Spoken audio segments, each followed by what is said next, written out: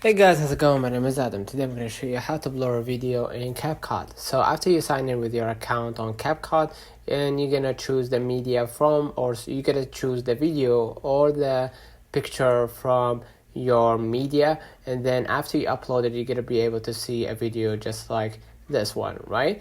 Now what I'm going to do in order to blur the video, I'm going to just go ahead into right here the tools on my left, and I'm going to scroll a little bit down right here till you find the effects, basically, right? So I'm gonna just go ahead and scroll a little bit down. Here you're gonna see the effects.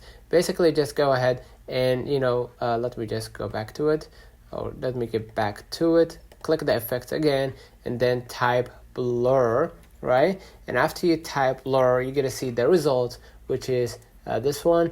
And basically once I add this one or add this filter to this to this media, you're gonna be able to see it. And if you want to extend it, you can extend it to the way that you actually want. Let me just go ahead and extend the the editing thing, because I want to get back to it ASAP.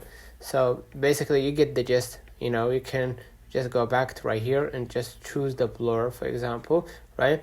And here, as you can see, I can extend it to whatever length that I want, right?